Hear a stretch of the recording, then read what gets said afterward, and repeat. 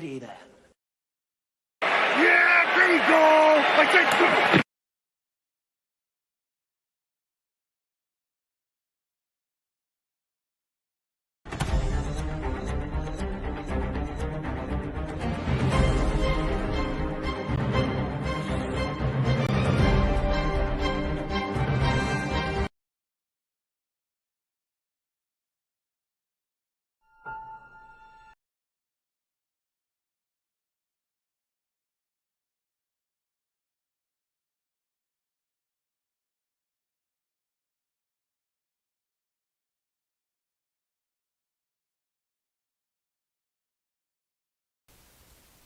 I am totally screwing the show up this morning, but it's okay. We're going to get there, boys and girls. Don't you worry about it, none.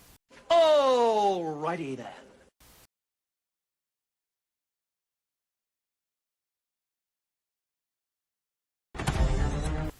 That ain't right either. See, this is a total screw up. Let's just bring in our cast of characters so they can fuck with me. Laces out. Laces out. Joe. Oh God, you got freeze? You get brain freeze over there or something? What's going on? No, I had it on the wrong fucking thing, man. When it's snowing in Louisiana, man, they just that's it. We just lose our minds, man. We don't know what to do. That's it. That's it exactly. Slipping and sliding all over the place. Shit, man. Apparently, I have to refresh this or something before I can have all the right clips up here. So, I was in the sketch one for some idiot reason. Anyway, boys and girls, thank you for being here. It's good to see you on this championship weekend. Me and Knock are totally invested. His game is at 2 o'clock. Mine is at 5:30. These times are all central. And, yeah, it's going to be a fun day today. Let's see. What do we got here? Oh, Keely Chow says, hey, everybody. Good early morning from Hong Kong. Hello, nurse. And he's got, look at this guy. He just can't control himself. He just can't.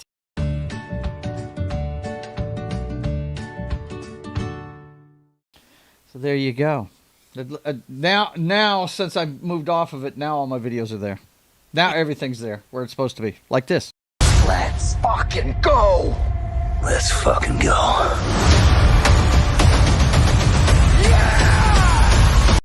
Yeah, man. It's good to see you guys. Good to see you. Okay, we have got a lot to talk about. The last week in football. Of course, you know what? You know what's funny? You would think we'd have less to talk about, but there's always more to talk about during the playoffs. So, first of all, we want to talk about wrapping up the college football season. So I'm going to let Knock take that away while I get my shit together on the production end. Here we go. Yeah, I mean, I think most of us are watching the game Monday night. Indiana, with their Heisman winner, Fernando Mendoza, did just enough. I mean, that was a rough game. This is two really good defenses. Wasn't the coronation everybody thought it was going to be. Miami's defense showed up. Yeah, it wasn't 56-3 like some Georgia games have been in the past. Right. It's TCU. So, yeah, I mean, it was a really close game. I feel bad for Beck throwing that last interception. You know, I think we were all waiting for it. And, you know, I'm sure a lot of people were validated when he picked that or felt validated. When he threw that last pick. Just a shame because he had a really good game. So it was unfortunate that it had to end on that for him. But I think a lot of us were rooting for Indiana. Folks, it is official that Joe can no longer call them a basketball team. It is official. He still has UConn. He still has Kentucky. I still have all the rest. Duke, North Carolina. Yeah, I'll be calling all of them. Can't even go under his breath that Indiana did go undefeated, 16-0. Now, I haven't done the research. The team with the toughest schedule that went undefeated was LSU before this. They played, I believe, my brother will correct me one of these days if he watches this. I don't know if he's watching or not. He's working today, by the way, guys. That's why he's not here. Believe they faced 6 top 10 top 25 schools during their run. So, or it might have been 6 top 10s. They played a lot of them. Is that including playoffs, or is that in the regular? No, that was during the regular season. They opened up against Texas. You see where I'm getting at, right? If you're you're in the playoffs, or wherever. I guess I don't know. No, this was during the regular season. They faced 6 top 10 schools. So, this is SEC, So yeah, SEC true. Controls At the time, SEC was the powerhouse. So now it's a little different. Yeah. So, well, now it's whoever's got the money. Here pretty soon, Notre Dame's going to be winning it every year. So Big Ten. And we're going to talk about Notre Dame here in a second too. Yeah. Well, I'm sure. But when it comes to this game, I didn't. Now, first of all, it was on ESPN only, so I wasn't going to pay for it. But when I saw that the score was close, I went ahead and sailed the high seas, which we do not promote on this channel, but I did it anyway, just to see what was going on. And the signature play, I think everybody knows that. I think John called it him putting on the cape. And how many yards out were they whenever he it was took fourth off? Down, and I think they needed 5 yards to go to get to get a fresh set of downs, and he went all the way. He friggin' 15 yards out of the end zone. Broke a tackle, dove from the 5-yard line to get in. It was Heisman worthy, no doubt. You saw why he won the Heisman in that game, no doubt. And that play, it was what it what it reminded me of, the helicopter tackle with Elway. That's what it reminded me of. I thought about that too. Yeah, I did think about that. That's when you want to put your body on the line for a championship. That's it. Yep. Pretty amazing, man. Amazing. That was when I sent you the heart emo from the Replacements. Right? Yeah. Heart. Yeah. What do you need to win? Heart. That's what made Falco get back to the gym, right? Come on, got to get back to the stadium. Apparently so I think, unless I'm mistaken, and I may be, but I think Dr. Jones said this would be the first time a team would get a basketball national champ undefeated and a football undefeated season. Yeah. Apparently, because I thought about that during the show or during the game, because they actually talked about it. Mm-hmm. Apparently, they were the most recent to do it. Okay. Apparently, the Florida Gators did it in like the 30s. Really? I haven't researched it a lot, but I remember them saying that in the broadcast of the show or of the game. That apparently it has been done before, that a team has won undefeated in basketball and college and football, undefeated. So, wow. Okay. I thought that was kind of interesting. The Florida Gators. I believe that's what I remember. Yeah. SEC team. Just saying. But anyway. Great stuff. Hats off to Indiana. I cannot bitch about this team being national champions at all after watching what I saw at the end of that game. This guy is going to be deserving of the number 1 pick. And we've discussed it before. Is he going to play for the Raiders? Or will he pull an Elway or an Eli Manning and say, no, I'm not playing for you. I'm going back in the draft and force a trade. I would like to say that'd be awesome, but he's too nice. I think he's too nice. I don't know if you guys saw some of his interviews, man. That guy is he's like Tebow, except he can throw better. Right. Yeah. This guy is like a fountain of goodness. Nothing wrong with that, man. No, there's not. I just think, that's why I think he's not going to, say no to go into the Raiders. So unfortunately. Well, we've seen what really bad teams, if they concentrate on turning it around with the player and using the assets they have. I mean, just look at the Bears this year.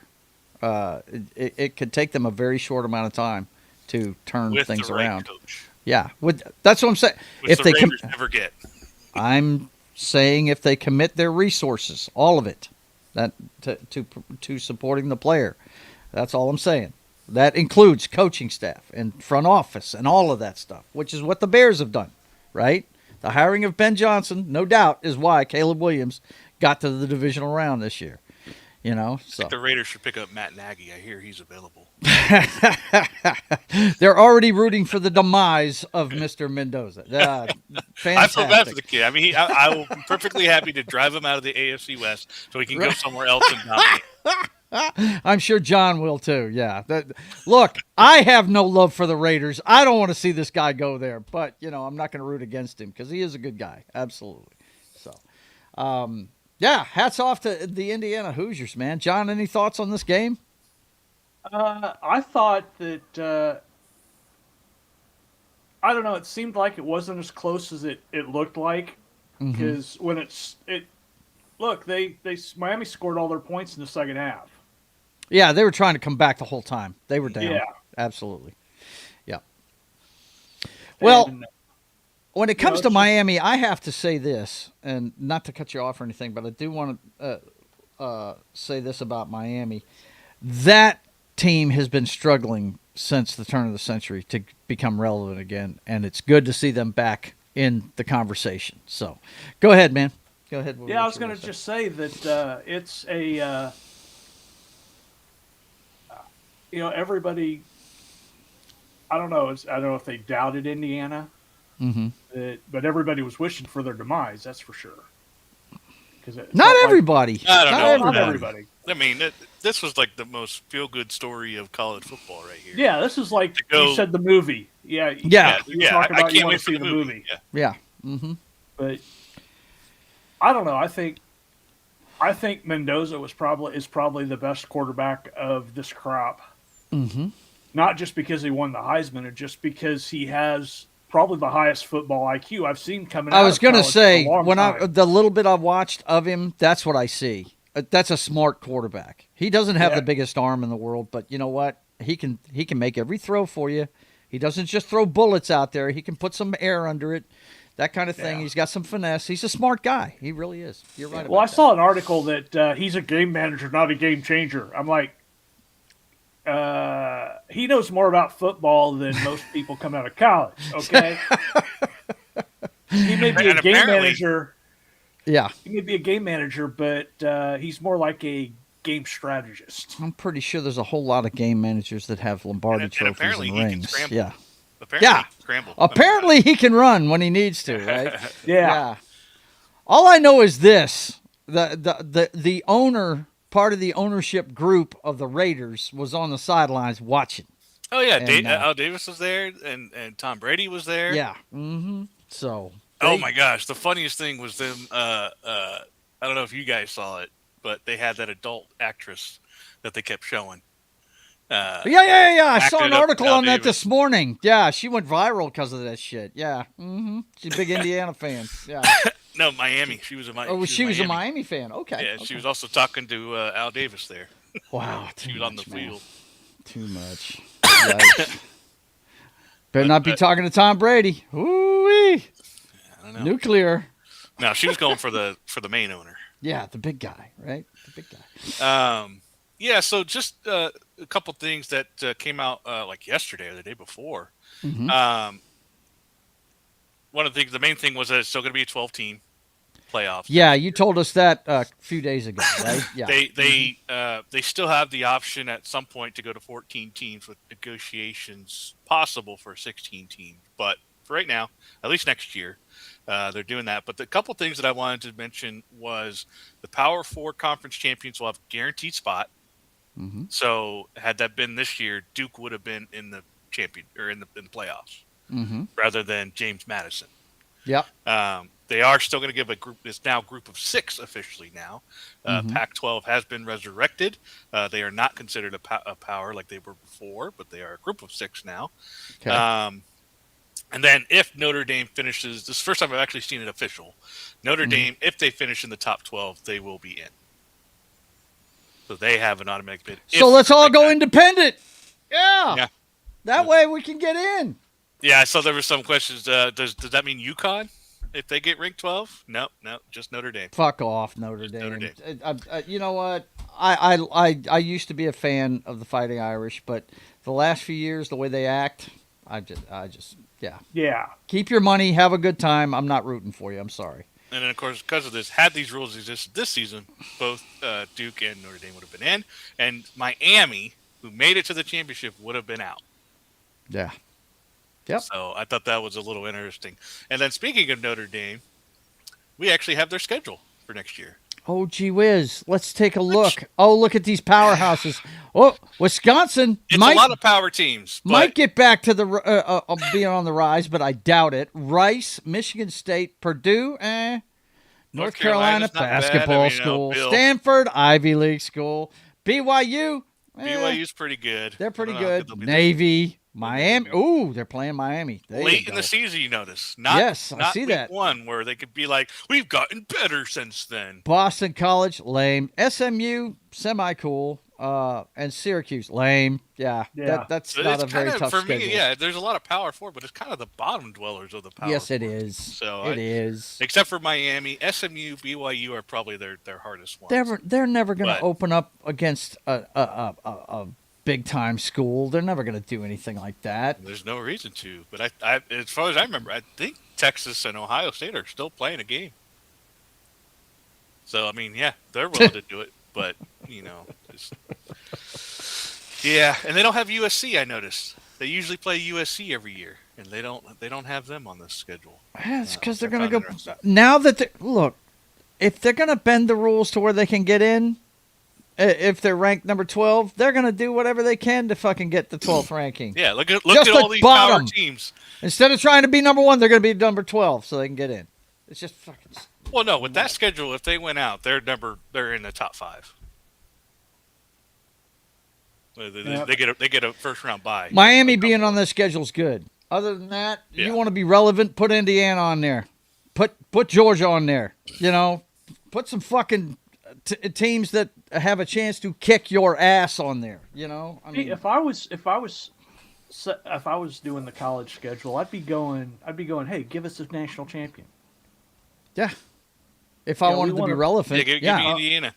Yeah, give me Indiana. Now, we want Indiana. Here's the thing. What's the future of Indiana? Is Cignetti going to get hired by the Oakland Raiders to mentor this young man along at the pro level? I haven't heard anything. No, I normally you hear a lot about, they're talking to Cignetti. They haven't talked to him yet. No, they haven't talked to him. And I would like to see Cignetti stay and see if he can keep this team relevant without Mendoza. You know what I mean? That would be interesting to see. His brother just went to where did he go? He went to a different school. Yeah. I can't remember off the top of my head. Yeah, so his backup just went Georgia Tech. Elsewhere. Georgia Tech, yeah, that's right. Okay. He's a Bulldog. Yeah. So he went to Georgia Tech. Yeah, I'm interested because they got Josh Hoover. Georgia Tech, I think, is the Yellow Jackets. I don't think they're the Bulldogs. Yeah.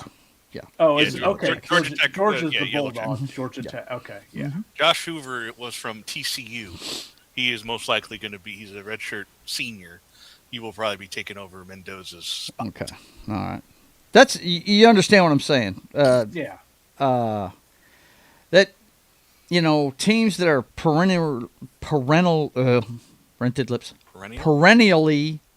relevant. They have that kind of depth on their chart. I'm curious if they're going to get 5 stars now. That's the thing. In today's portal world, anything could happen. It's who's got the money.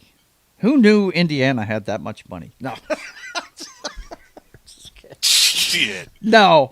But it gives teams that didn't have the opportunities before to get, say, you need a middle linebacker. Well, you go out and recruit the best one and give them the most money you got in your program, right? Yep. You can identify weaknesses in your team and actually put yourself right up in the mix by making that 1 or 2 correct moves. Yeah. And to build on that, you can also teams like Alabama and Georgia can't stockpile. No, which is what has happened in the past. I mean, that's why they were so dominant. They always had the best recruits waiting in line for the next year to get their start. Now, they could start now for money. Yep. It may not be as good of a program, but I mean, I think, parity.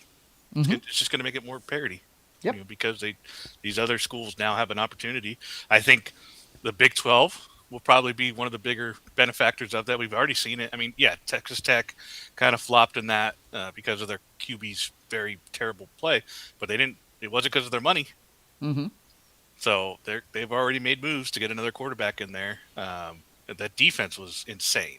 That was a great defense. Yeah, it was. Miami's defense showed They up all year. they did Yep. all they could do, but Texas Tech. I'm talking about Texas Tech. Oh, Texas Tech. I got you. Yeah. Yeah, they were definitely a QB away. That guy made way too many mistakes against Oregon.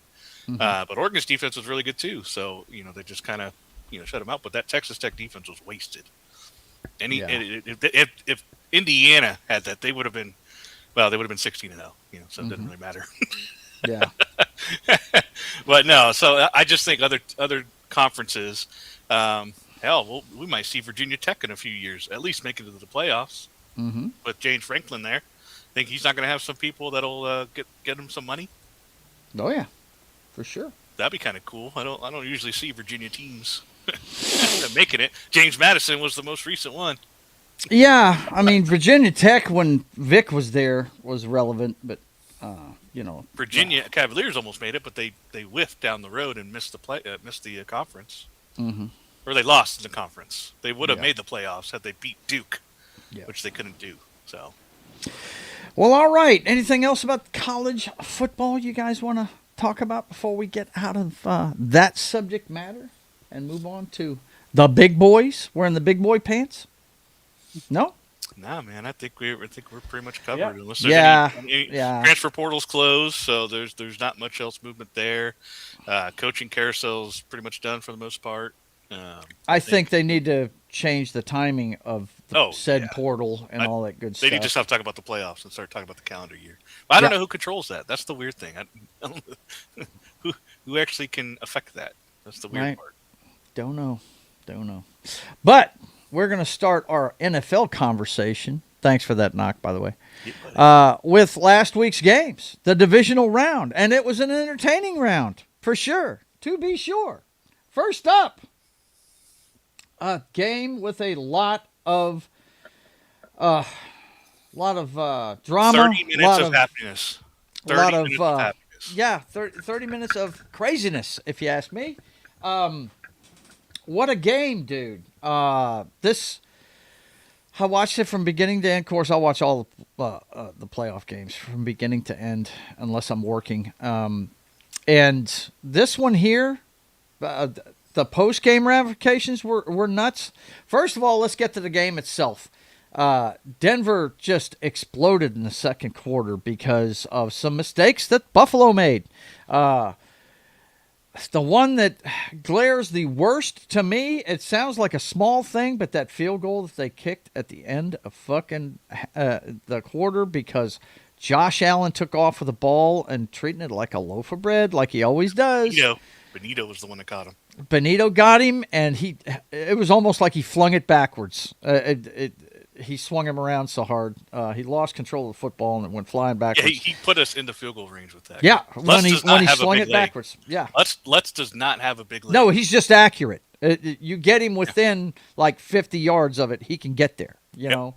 But, I mean, no time on the clock. They sent Lutz out, and boom, they had an extra 3. And that really hurt them. That hurt right there. I think it hurt the psyche of that team. They looked desperate the rest of the game. The call that everybody's talking about was, I believe, in the third quarter, or was it in the fourth quarter? Might have been the beginning of the fourth quarter when he threw a deep ball to, I can't remember who he was throwing it to. That was in overtime, buddy. Oh, was that in overtime? Okay. Well, the play I'm talking about, and I don't have the video of it, and we'd probably get hit for it anyway, but the defender rolled over the top of the guy, took the ball from him, and they called it an interception. First of all, I want to get your take on it. I thought it was an interception myself. You have to complete the catch all the way to the ground. He didn't. The defender did. I think it should be an interception. But then again, I'm a defensive-minded guy. You could call it either way, I think. There's other people that think, hey, he's down by contact. He's got the ball, What do you think, Knock? Was it a catch or was it an interception? If you're going by their rules, got to complete the process of the catch. That's what I'm thinking. He never had true possession of it as he was going to the ground. You have to survive the ground. They say Yeah. that too. So, Mm-hmm. yeah, I mean, yeah, no, I saw it as an interception. That was McMillan. Mm-hmm. Huge play. Yep. Um, Because they both had hands on it. I think the real question was, did he dig it out after he was on the ground? And that's not the case. He had a hand on it too. So I mean, he's the one that completed the catch. Now, the other guy didn't. For Denver fans, the most controversial thing was before that, it should have been holding in the end zone. Oh my God! It should have ended with a safety. I would have loved it. It would have been issue. fucking awesome because it was clear holding. And you even didn't you text me a picture of it? Didn't you text me a picture of it? I can't remember. But I was screaming it at the time. You weren't even thinking that. No, I missed it. I missed that play. I was so upset, man. I was like, shit, this game should be over right now. Yep. John, what did you think of the catch interception situation? The receiver didn't have control of the ball. Mm-hmm. The ball never hit the ground. Yep. And the defender come up with it. So it is clearly an interception. Yeah. According to NFL rules. And people every time I saw on Twitter somebody said, "Oh, he was done by contact." It's like, no, he never had control of the ball. So there you go. If the ball had hit the ground, it would have been incomplete pass. Right. For me, my response is the holding non-call. So yeah, that should have ended the game right there. They shouldn't even have had that opportunity. But hey, the football gods usually get it right. They usually do. And I tell you, if I was Josh Allen, the two plays in that game I'd be kicking myself in the ass about was, of course, the fucking backwards flung fumble, which put him in field goal range. But the other one, he had one of his tight ends right up the seam, wide open, and blew the throw. He threw it like 5 yards ahead of him. And I was like, oh, my God, that would have been game over right there because of the timing of it. It was really late in the game, when they were trying to stop anointing Josh Allen as the best player in football now. No, they're not going to stop that. You jealous? Because they're not going to stop that. I'm not jealous. You want Mahomes, so it be it. I'm not jealous because they changed the rules for him in overtime. Here's another overtime game he didn't get, right? He's 0-3 in overtime. After and they changed the rules just so he could win football games. He's 0-7 overtime overall. Yeah. In the playoffs. Yep. So he's he's playoff Josh showed up. The guy is yes, he did. I have to agree with that. The guy is he's a great dude, I'm sure. Yeah. But when it comes to football IQ, that's where he's lacking. He is supremely talented. But he tries to do too much. And I've told you this before. I told you guys he was not going to win with Josh McDermott, and that's the next thing we need to talk about. Sean. After the first thing that came out of this that was earth-shattering was Broncos fans got to celebrate for about 5 minutes before they all went, "Oh fuck!" Was it a half an hour? That's what I was mentioning earlier. It came very quickly after the game. And I know what play it happened on. I thought it was a dumbass fucking play when they ran it. They ran a quarterback fucking sweep with Bo Nix. It turns out he fractured a bone in his ankle and was fucking in pain for the rest of the game, which was the rest of that drive. But, adrenaline's a motherfucker. He didn't even look like he was hurt. They did show him wincing on the sidelines afterwards. He's gone for the rest of the season. He had fucking surgery on his ankle on Tuesday. Yep. So now, Broncos fans all high on we're hosting the AFC Championship game first time in forever. Woohoo! Can't wait. Bring on whoever's going to win between New England and whoever the fuck they played. I couldn't even. Well, yeah, there it is. That's why I don't remember it. Yeah, another team that fucking caves in the playoffs every fucking year, and that has a quarterback with a lower IQ than Josh Allen when it comes to football, if that's possible. But anyway, Knock, tell them how you felt. I mean, you were just flabbergasted.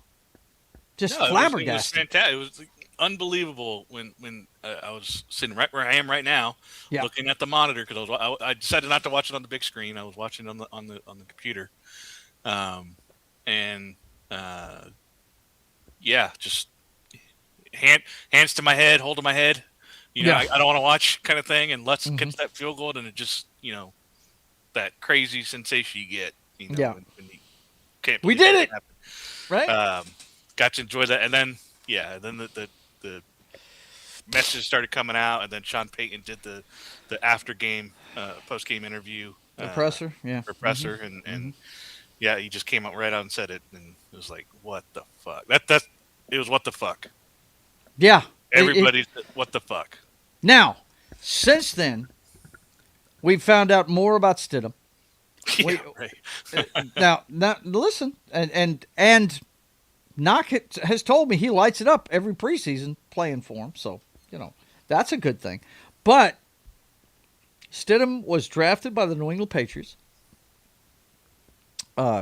years ago, and Sean brought him to Denver with him, I believe, if I've got this correct. He signed him the first year he was in Denver, right, to be the backup for Wilson, right? I think the last time he threw a pass is when he benched Wilson, right? Wasn't that when Stidham came in that year? That sounds about right. Yeah, I think Payne's been in there about 3 years now. And that's the last time. That's the last time that Stidham threw a pass. It was 2 years ago. So he has played every preseason though. Most of the snaps in preseason. They knew from the jump he's going to take every snap. So it's going to be very interesting to see. The funniest thing I saw was on Twitter. Nick Foles had a very interesting tweet. Did you guys see it? Yeah. Of course. It was great. It said, don't worry, Broncos fans. New England has problems playing backup quarterbacks, especially in championship games. It was extremely funny. I had to laugh, man. Of course, he's trolling, but what a great statement, man. And if they actually pull this off, dude, which I think they can. I mean, he's a professional quarterback, and Sean Payton would not have him there if he didn't think he could step off the bench and play. Too over there. Oh, let's hope so. I mean, we've got so much bad weather across the country. I know I'd have to look at the forecast to see what it's going to be in Seattle. I don't think they're going to have snow though. If they have anything, it might be rain, but it's going to be cold in both places. That's for fucking sure because of this Arctic blast. So. Yeah, it's going to be very interesting to watch. But how you feeling? What do you think? Can he do the job? We'll get into it more when we highlight the game. But just first thoughts about Stidham. First of all, your defense has to do the job today, which they've been doing their job the whole time. So, except for the 30 that they gave up to Josh Allen. But anyway. Go ahead and talk about that real quick. Stidham. Well, just a little bit because we are going to talk about it. But man, they've been pouring out the Kool-Aid this week on Stidham. It's just there's just full optimism. I mean, Rich Eisen said by kickoff he's going to have a gold jacket. It's just one of those things. It's just this is either going to be a great game or we're going to get blown out. I think I don't think there's any in between. This is. Either we're going to do really good and it's going to be a close game, or he's just going to get completely shut down. I think for me, the biggest thing is that he's been in the system for 3 years. He's been in Sean Payton's. That's the thing. I think that's the biggest difference between this and say like the 49ers that one year where they lost all their quarterbacks, right? Kind of thing, and they had to they put McCaffrey out at quarterback. Yeah. So I think that's Well, all the Shedeur Samuel Sanders fan has gotten behind Stidham. That's what's going on with the Kool-Aid. Oh, no. No. Stop it. Boy, I tell you what, ever since this guy's been mathematically eliminated, the haterade has been flowing. You know that? Of course, he's hated Sanders all year. Right? Hated Sanders coming out of college. He's overrated. He's a mediocre quarterback. Well, he was playing in a weak conference too, man. Yeah. Yeah. Okay, so let's go ahead and wrap up our discussion of Bills Broncos, though. The other earth-shattering thing that came out of this, and I think it's a total fuck up myself because I'm a defensive-minded guy, but they fired Sean McDermott. And I saw this coming maybe 1 or 2 years down the road. I didn't see it coming after this, though. I really did not see this coming this time around. But the thing that struck me about their coverage of the Buffalo Bills after that game, first of all, Josh Allen crying at the fucking podium over a fucking playoff loss. I was like, okay. Guys usually cry when they retire. I can buy that one. But I was like, okay, dude, go get your shit together. But then they start showing all the Buffalo Bills in the locker room. They're all balling like 12-year-olds with a skin knee too. I'm like, okay, what is going on here? Did somebody pass out the estrogen at the end of this game? What the fuck? At least sometimes some guys are pissed off about the loss. You know what I'm saying? Yeah. That's all they were showing. I was like, good Lord. Great. And NFL's turning into propaganda central. What the fuck, man? We're only going to show guys crying at the end of this game. It's a locker room full of Caleb Williams. I was like, and that's not the case. That's not the case. They're just showing this. And I'm like, yeah. Oh, God, how stupid is this? But anyway, this is why the owner, who I thought the guy might be an idiot. Well, now I know he's an idiot. If you saw his press conference the other day, yeah, he's an idiot, okay? He fires Sean McDermott, who has done nothing but get them to the playoffs every fucking year, Won how many divisions straight? Ever since Brady left there, they've owned the division, Yeah. This is the first year they didn't win it, so I just don't think this was a good move by him. I'm no big Sean McDermott fan. I think he's a great defensive mind. I can't name a player other than Bosa on their defense, or Hamlin, the guy that damn near died on the field at one time.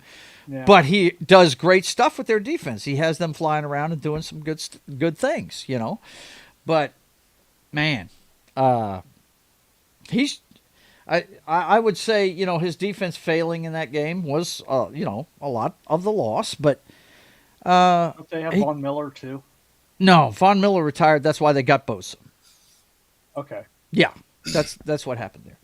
But anyway, Bosa was extremely. Bosa had the reaction I would have after a game like that. He fucking threw his helmet in the fucking hallway on his way up back to the locker room. He was pissed off. No, Von Miller is a Washington Commander. Is he? Yeah. He was with Bobby. He was with Bobby Wagner. We discussed this multiple times. Oh, yeah. Okay. The geriatric. I knew he wasn't with Buffalo anymore. Yeah. So. Yeah, he wants to re-sign with Broncos next year. He wants to mentor Nick Bonito, which would be freaking awesome. That would be cool. We'll take him retire a Bronco. That'd be cool. Well, that's a given. He's going to sign a one-day contract and retire. I saw somewhere they already did, but I'd rather just have him active. Right. For next year. If for nothing else, to teach Bonito and those guys. That's what DeMarcus Ware did. Yeah. Look what's going on in Seattle. What's up? Let's see. Thoughts on McDermott's firing? John? A change needed to be made. I don't know if that was the right one. But, maybe the OC should have been fired, not McDermott. Brady? Joe Brady? I don't know. Yeah. I don't know about that, bro. No. Sure about that? No. You sure about that? Guys won a national championship. He's not the one causing Josh Allen to run. No, he's not the one fucking the half. And that is Josh. Look, it comes down to the Jimmies and the Joes sometimes, man. He's the one that's got that running game working so well for Cook. Okay, that's him. And it's not. He can't stop Cook from fumbling and having. And they can't get rid of Josh Allen. No. So who's that leave? Yeah. I mean, Well, they got rid of their defensive coordinator, didn't they? I don't know. But here's my problem, and this is why I say that the owner is a moron. Yeah. He took the head of player personnel, which many attribute this being the fucking problem with them, because Josh Allen has 2 good tight ends and 1 senior resident wide receiver, and that's it. The rest of the guys, the rest of the guys, they're middle of the road at best. If he had a true number 1 receiver, a lot of people think that would be a totally different team. You know what I mean? And he might not have to put the fucking cape on all the time. But what does he do with the player personnel guy? Promotes him to fucking general manager and fires the head coach. Yeah. The general manager is the one that should have been. If you're going to get rid of the head coach, if that's the problem, if the problem is the head coach and what your whole mantra in that building, you get rid of the GM, you get rid of everybody above the head coach too. You know what I mean? Because they brought him there. You change the culture, right? No, he promotes the fucking player personnel guy that's been fucking up. And if the problem is you're not getting your star quarterback weapons, then that's the GM. And he just made him the GM. So I guess no more weapons for Josh Allen still. Yeah. It'll be like Aaron Rodgers will never draft a wide receiver. I'm not going to complain about that one bit. But no, of course you're not. And neither am I. I'm in a house where I root for the New England Patriots. My wife's a huge Miami fan. We love this stuff. It's awesome. Love it. John, Knock, you are a huge Josh Allen fan. You have a bromance with this fella. You can't like what's going on there. I honestly, at this point, it's just more that you guys don't care for him, and it makes it funnier to root for him because of it. Oh, well, you enjoy him, though. No. You admit it. You do like the guy. And he's got a hot wife, that's for sure. But what did you think of the firing of McDermott? Good move? Bad move? I'm kind of the mantra. And this happens everywhere. It happened with, Penn State. Mm-hmm. You get to a certain level, you eventually either need to get over the hump, which, 0-6 in the playoffs last couple years. For whatever reason, whoever they were playing, doesn't matter. Yeah. They lost, So it's just one of those things where it's eventually you get over the hump or something's got to change. So, hell, even Denver did it. John Fox, rebuilt that team. Yep. They got to a Super Bowl. They got crushed in the Super Bowl.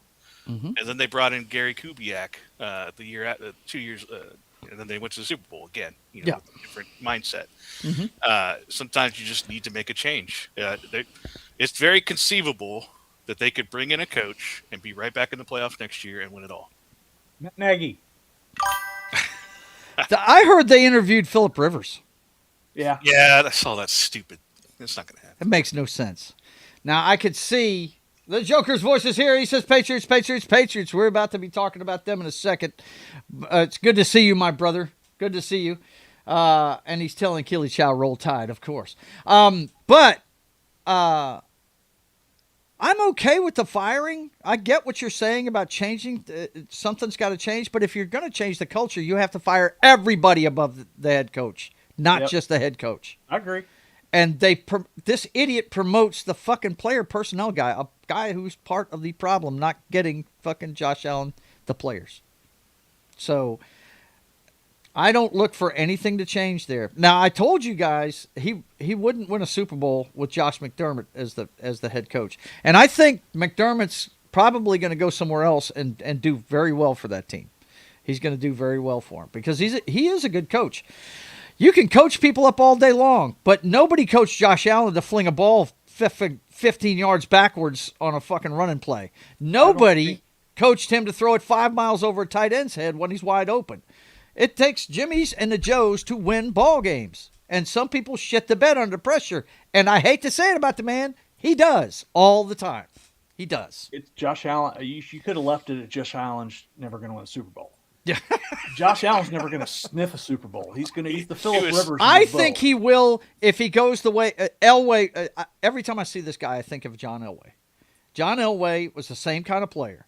He used to put the cape on and get busted up. Remember, he played in 3 Super Bowls before he won the 2 he did. And every time it was him dragging that team with his will and a good defense, the Orange Crush defense, to the Super Bowl. And it was the same script every fucking time they did it. They scored 10 points out the gate and didn't score another point the rest of the game and got blown out every time, right? But when, oh God, Kyle Shanahan's dad, what's his first name? Mike Shanahan. When he showed up and changed the offense and reeled John in and said, look, you don't have to do all this.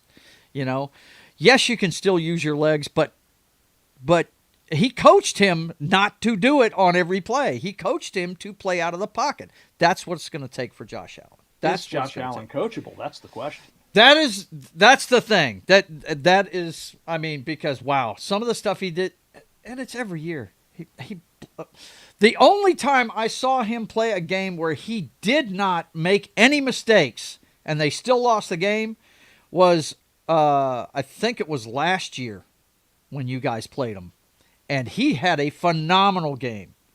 And he didn't mess up the entire game, and the defense failed him. You know what I mean? So that's the only time I've ever seen him have a really great game. But, the other fucking 80% of the time in the playoffs, the guy shits the bed. He does. He's got a history of it. And there's the Bills Mafia is just... Oh, You know what's funny to me? I'm in Cowboys land, right? And they're insufferable. They think they're going to the Super Bowl every year, okay? These guys are all Buffalo Bills fans, too, because they feel really bad for them blowing them out 2 Super Bowls in a row.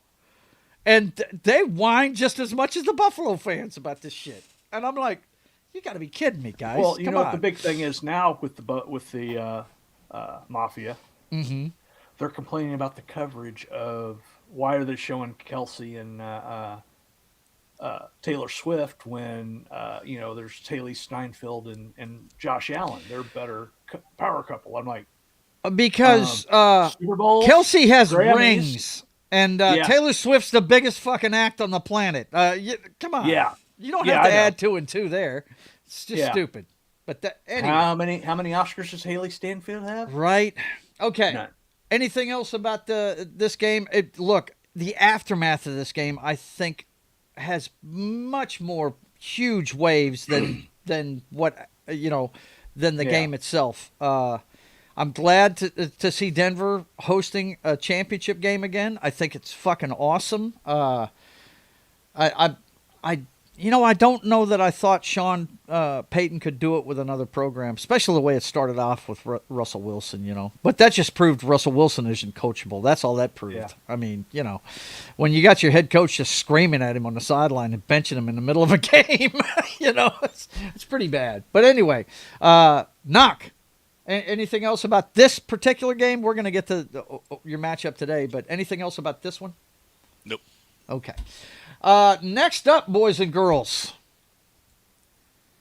If you didn't know, you found out Saturday night. If you've never watched this is the kind of avalanche that can happen in Seattle. Didn't know? Yeah. Oh, you didn't know? It was so funny. Knock was texting me. He was like, "Oh my God, it's getting out of hand so fast." Blah, blah, blah. I was like, "Dude, this is just ask the Saints. They came in here in the playoffs a few years ago, and the speed. Look, it's the closest thing. Arrowhead and Seattle are the closest things you'll get to a college atmosphere, and the fucking defense feeds off of it, dude. They get ramped up, and they're looking for blood. And the opening kickoff." Thank you, Saints fans, for letting Mr. Snead out of the building. Oh, my God. He fucking took Shaheed. He freaking it was so funny. They were like, there's a flag. I was like, it's on the kicker. He tried to trip him just to get him to stop. He took it to the house on the opening play. As soon as I saw that, I was like, yeah, this is over. There's no way. The Niners were they only had 6 bullets in their revolver, and by the time the first half was over with, they didn't even have that many bullets left. They were getting hurt left and right. It was the kind of game that avalanches up there in Seattle, and it was the biggest playoff blowout since the Super Bowl that we won. So, wasn't surprising to me. I enjoyed every second of it. I thought it was awesome. Knock, your thoughts on this game? I mean, it was over in the first 5 minutes, it seemed like. And then Mm-hmm. they lost Kittle. And Well, Kittle was lost the last week. Or he was last week. Yeah. They lost McCaffrey, I think, at some point in this game. Or he was His hurt. shoulder got busted. Yep. Mm-hmm. So, I mean, it's commendable what the 49ers can do. It's a testament to their coaching staff, but they just ran out of bullets, man. They ran out of ammo. There was just nothing left. Mm-hmm. It just, This looked a lot like the 49ers a couple years ago against, I think it was the Eagles. Where they just, when Purdy went down. In that one. It was the same thing. They're cursed. 49ers are cursed. They can't. The injury. I don't know what you do. There was a rumor going around. Maybe it's because of that huge power plant they got right next to their practice field. It's weakening their bones or something. I don't know. This game didn't last very long, though. I think I checked out by the second half. And I was eating it up. I watched every second of this. When it's your team, it's the best thing in the world. Oh, and it's your team playing one of their biggest rivals. Yeah. Mm-hmm. Every second I watched. It was so good. Yeah. Real quick before we get to John's thoughts, we got a friend in the house, and no, it's not Fuck Headquarters 2005.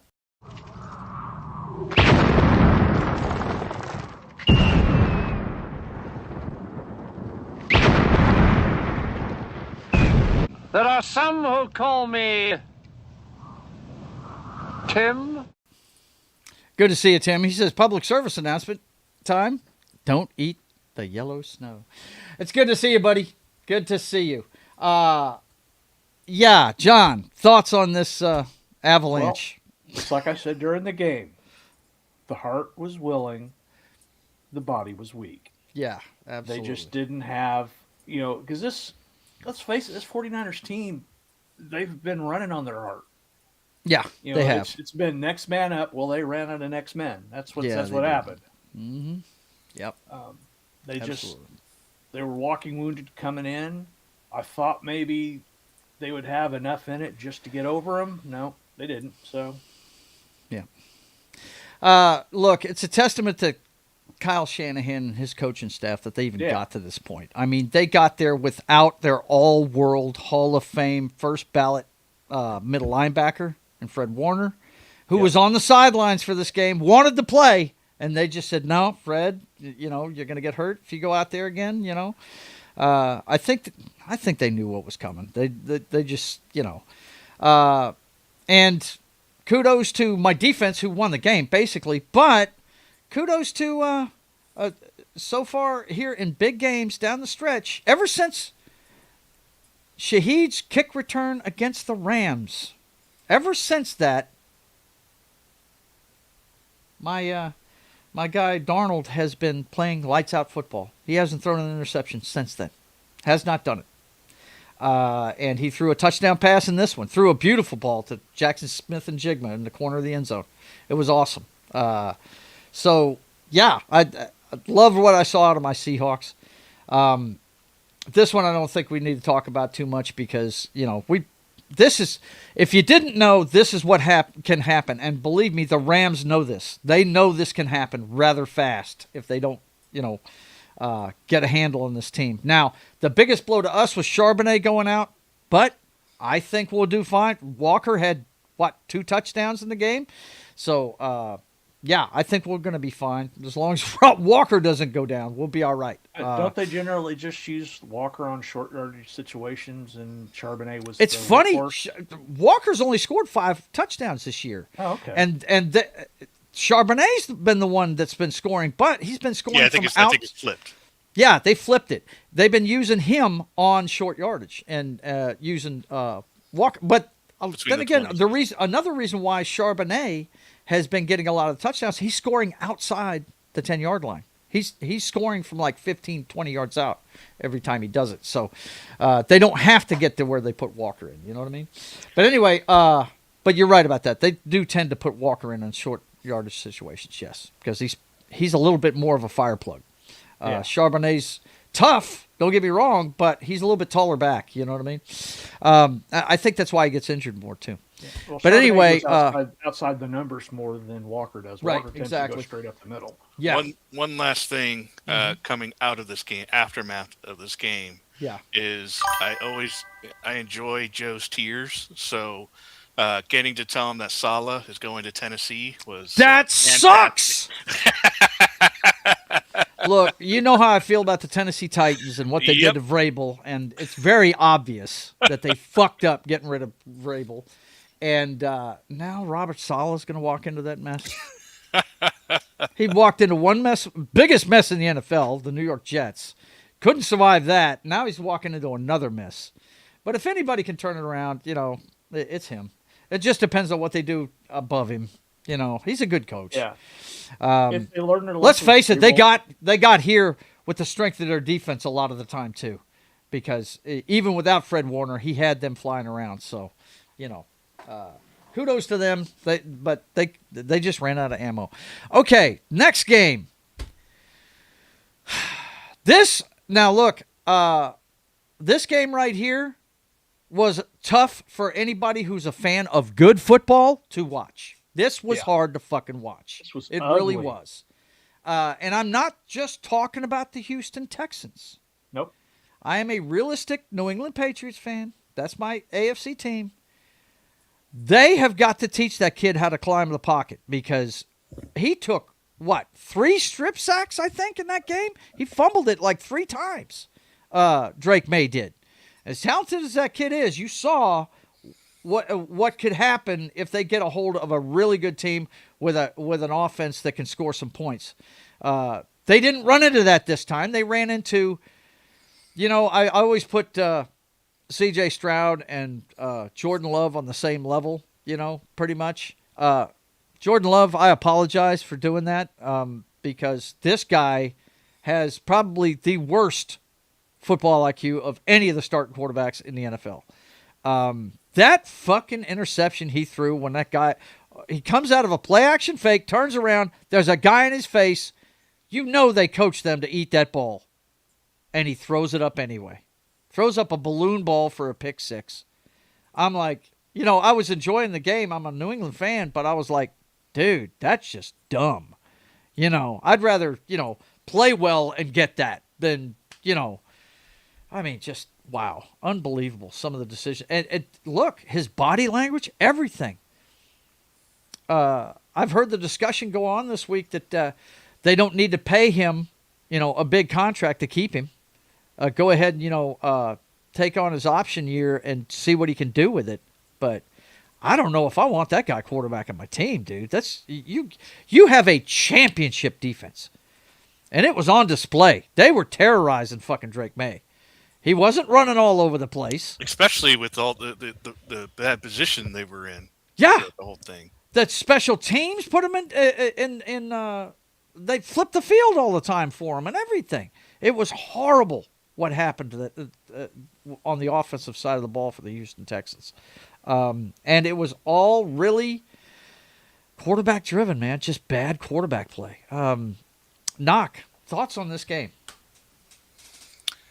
David Mills should have been in after halftime. Yeah, that discussion went on a lot too. I can understand it. That to me, that's on D'Amico Ryans. Yep. This game in particular is on D'Amico Ryans. Mm-hmm. I think it's his fault. Stroud is Stroud. We know you get with Stroud. If you're keeping him in there, that's on you. Right. David Mills, we know, can win with that team, with the backups. Yeah. At least he could game. He did it during the regular season. He did it. And all you got was just panic mode Stroud, who just, if anyone sneezed on him, he threw it to the other team. Like he had no poise back there at all. No. And he should have been yanked. And he had time. This is the thing, folks. I wouldn't bitch so much if there were people all over him on every down.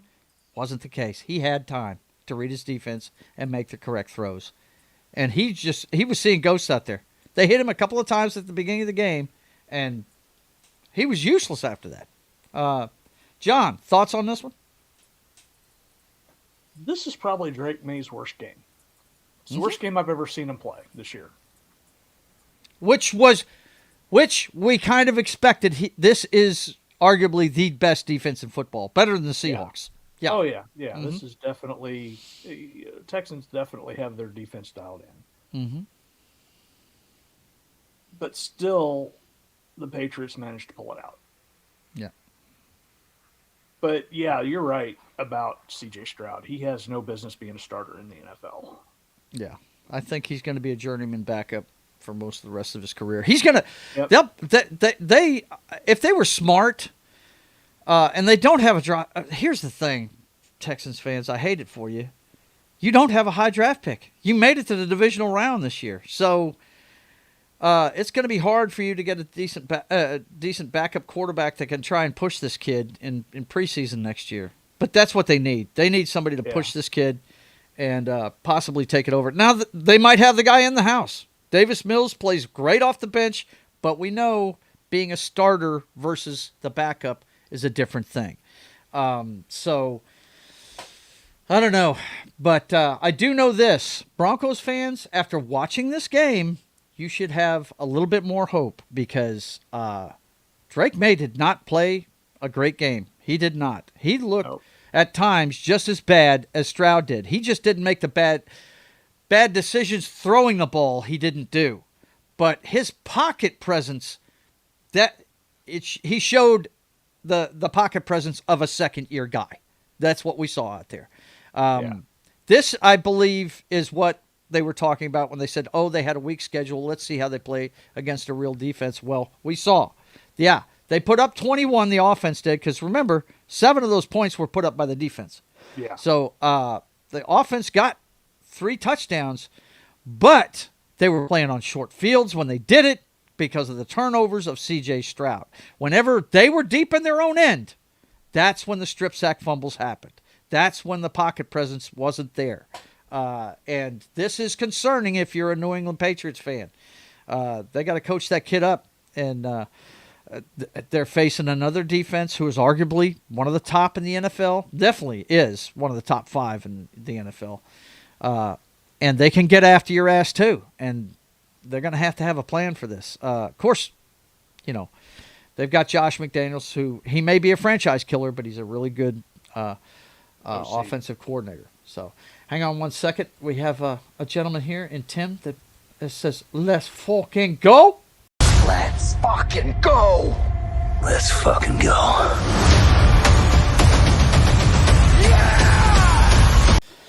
I think that, and thank you, Tim. I think Broncos fans should have a little bit more hope about this game after watching what Houston's defense was able to do to these guys.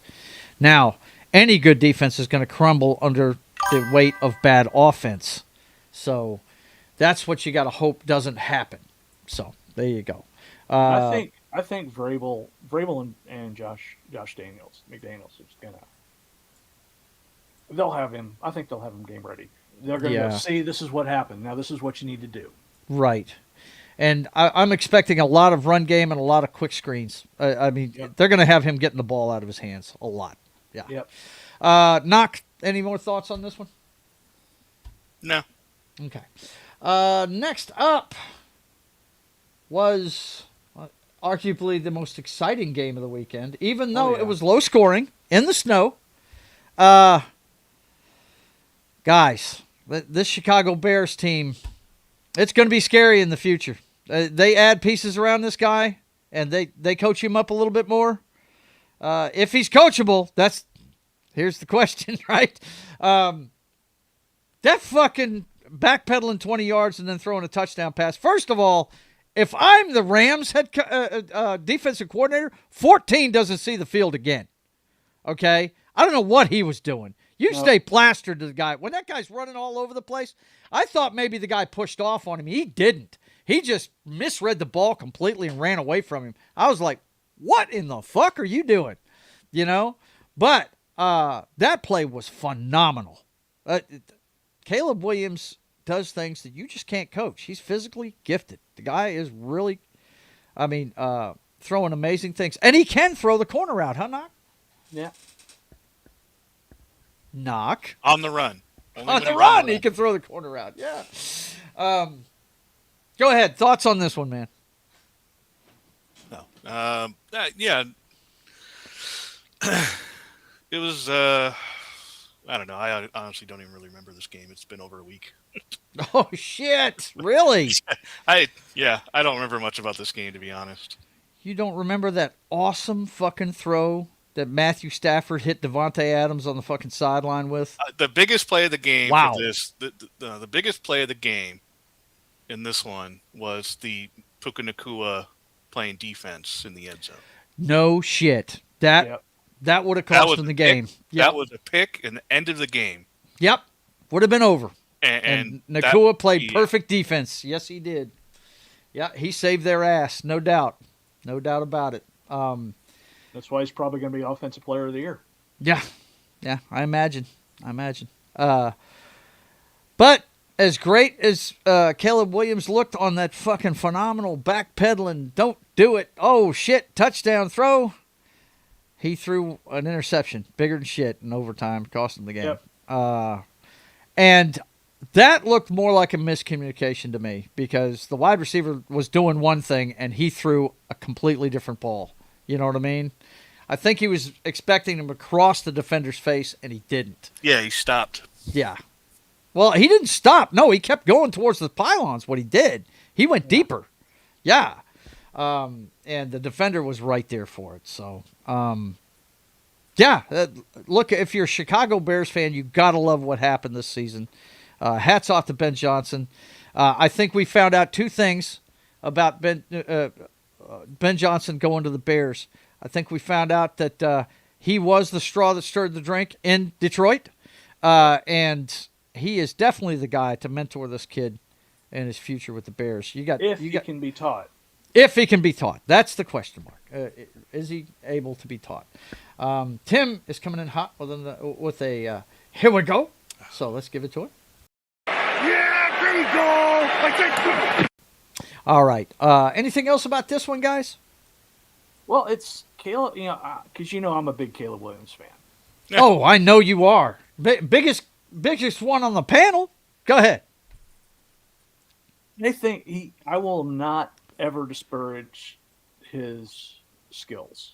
His physical gifts are just physical. Yeah, he's but he's the freaking Tin Man. Yeah. If he only had a brain. Because you put somebody else with a better football IQ, his brain in there, you're going to have an unstoppable quarterback. The problem is, I don't think he'd be taught because he was like that at UCLA.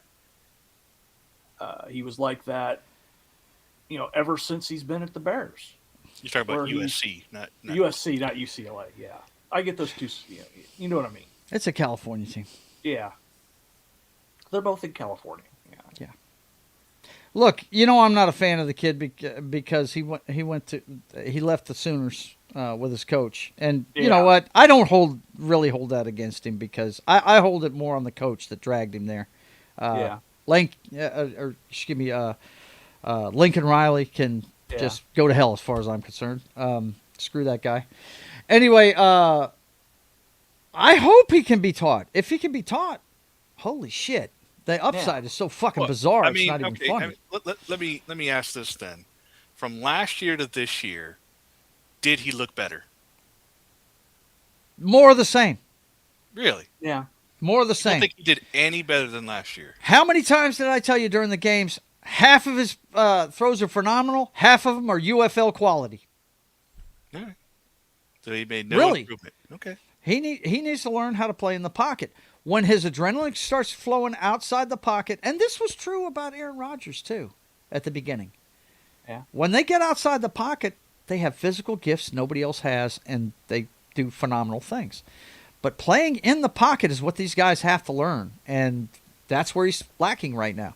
You see many times he overthrows guys, underthrows them. I mean, who was it that threw the medicine ball to that fucking tight end this weekend? I mean, just threw it completely backwards, and the guy blew out his knee trying to catch it. I can't remember what game that was in. But, yeah, it's those kind of throws that just make you... Stroud? It might have been Stroud. Right? Might have been Stroud. Schultz. I think Schultz was... Yeah, he was out the rest of the game. That's it. Yeah, that's the one. But this guy's been known to make throws like that from the pocket. So that's the part of his game that's got to improve. And once that improves, and to John's point, can he be coached into that? If he continues to just do the Josh Allen, I'm going to run all over the fucking field thing, that's great, but it's going to blow up in his face like it did in this game. Because teams will learn. Like it blew up on Josh Allen. Yep. You look at all the Personally, great I think quarterbacks, they play great from the pocket. Yes, they'll make phenomenal plays outside the pocket, but they play great in the pocket. That's the one example I always give people. Everybody tells me about how great these running quarterbacks are and all this stuff. The first running quarterback, real running quarterback to win the Super Bowl of the modern era was Steve Young. And he did it by setting the record for touchdown passes, not running. He still holds the record with 6 touchdown passes from the pocket.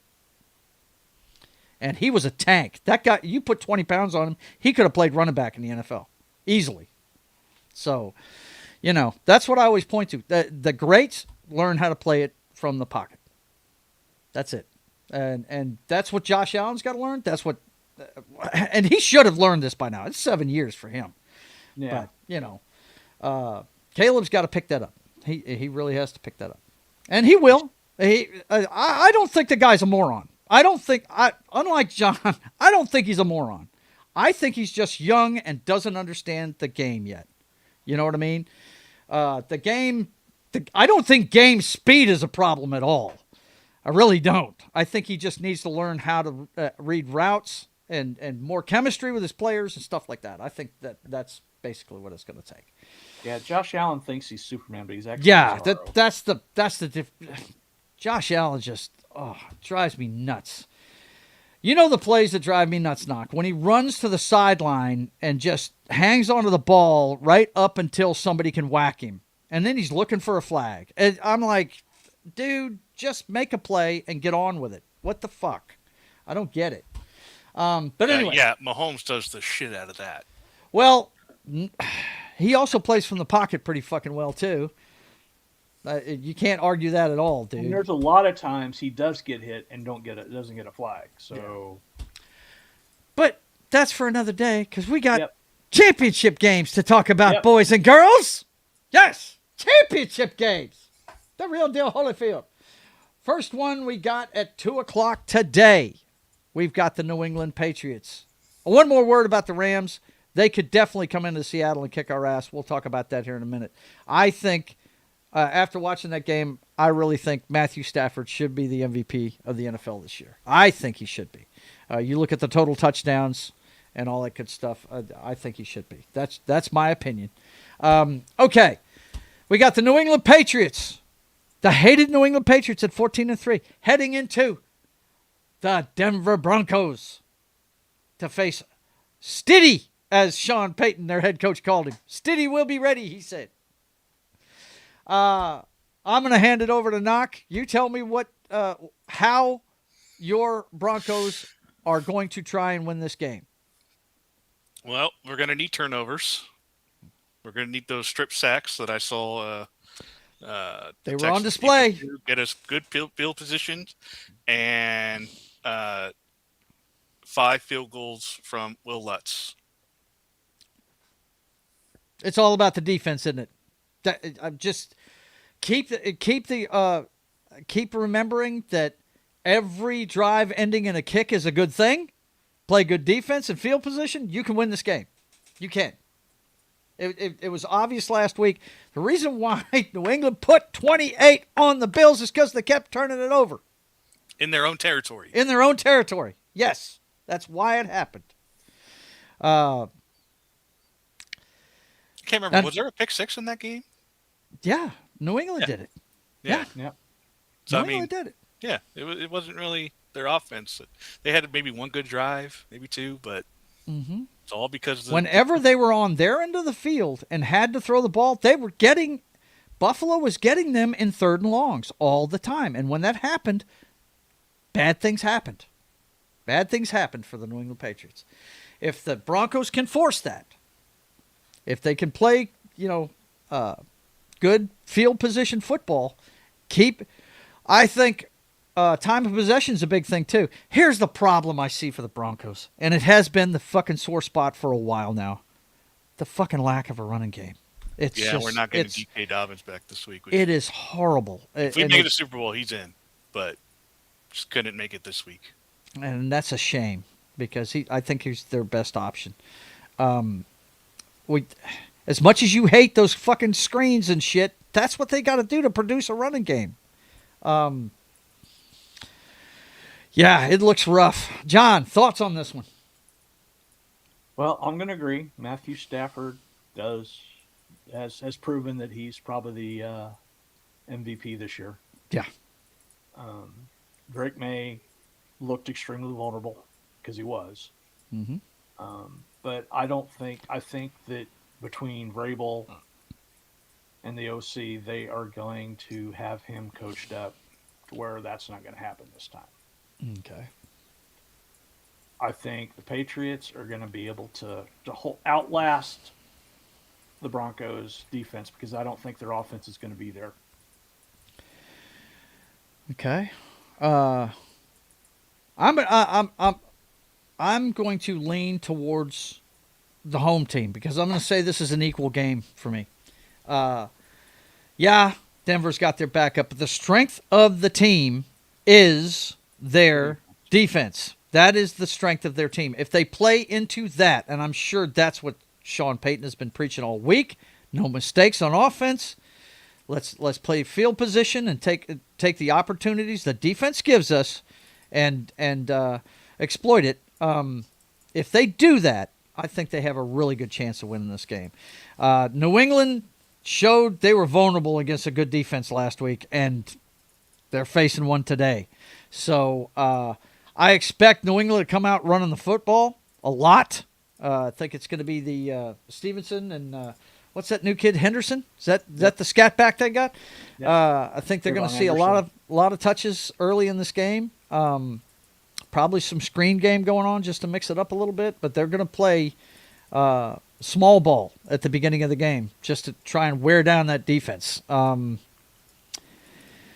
Man, this was a hard one for me to pick. I think I got to lean towards the home team and the better defense, and the better defense is on the Denver Broncos side of the ball. Now, New England's defense is no slouch either. I mean, they did make Stroud look like an idiot last week, but I think Stroud's decisions helped that out quite a bit. So, but we all know Mike Vrabel came from the Belichick school. He's going to take the good things Denver can do and take it away.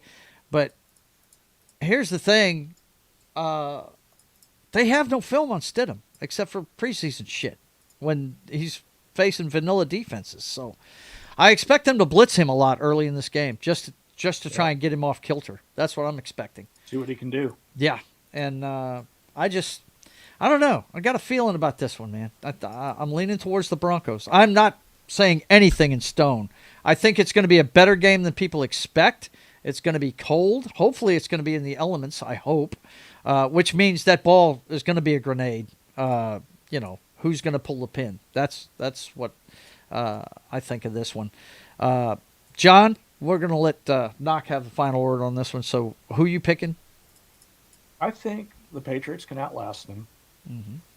I think it's going to be a very close game. May even go to overtime. But I think the Patriots are going to pull it out. Okay. All right. Knock. Well, as the undefeated of the playoffs so far, I think my vote, I'm going with the damn Broncos. I'm drinking the Kool-Aid. Let our defense He's out putting there. the gold jacket on Stiddy. Here we go. This game either will continue my undefeated streak, in which case, I'll keep it going, or, we'll be out of it just like the Broncos. So, and I will remind our viewers that he was one kick away from actually beating me in the picks that I led all year too. So yeah, almost comeback. What is it with the Colorado fans? They want to anoint mediocre quarterbacks as the best thing in the world, retire their number, give them gold jackets. It's just. Hey, let me tell you something. If Stiddy pulls this off, It's going to be one of the greatest stories ever, man. It really is. And I'll look, give you that. we've seen stranger things happen. I mean, one of my favorite. I just saw it this week when he was being interviewed. One of my favorite Sports Illustrated covers of all time. It says, "Who is this guy?" And it's a picture of Kurt Warner. And if Trent Green's knee doesn't get blown out, we never know his name. Nope. Drew Bledsoe doesn't get a punctured lung, we never know Tom Brady's name. Weirder shit has happened, boys and girls. And I will remind people, the perfect season of the Miami Dolphins in 1972, their backup quarterback, albeit a veteran that had played for another franchise for a long time, Earl Morrall, played most of that season for an injured Bob Greasy. Bob Greasy made it back for the Super Bowl, but it was Earl Morrall that won the playoff games for him. So it can happen. Yeah. I'm not trying to, pump up any. You people that bet, you're crazy. You shouldn't bet on football. But I'm just saying, stranger things have happened. I'm definitely, I'm a New England fan. But if Stidham pulls it off, I would not be upset. I really wouldn't. I think it would be a great freaking story. So, that is the AFC Championship game at 2:00. Of course, the game I'm worried about starts at 5:30, excuse me, 5:30 p.m. Central Time. It is round 3 of a split, divisional split this year that was decided by a total of 3 points. The Rams beat us early in the season by 2 points in our first game. And the second game, it was that, remember we had a bunch of greatest games ever right in a row, and this was right in the heart of that, the 36-37 overtime victory by the Seattle Seahawks. And they went for 2 because they knew if the Rams got it back, they were going to score on them again. So, the Rams had us in that one. But it was a Shaheed kick return for a touchdown that ignited the comeback, and we got them in that last meeting. It's round 3. The Rams are doing this completely on the road from the wild card spot, and really, I think Knock said it best earlier. Puka Nakua's defense on a pass play was probably the biggest thing that got him here. Not taking anything away from Matthew. He's fantastic. But they may have peaked too soon this year. I of course, am siding with my Seahawks this year. In this one, we're going to play great defense. We know this team. As long as Darnold as long as that all-important 0 interceptions continues, ever since that kick return by Shaheed, that's been the case. As long as that continues, I think we win this game.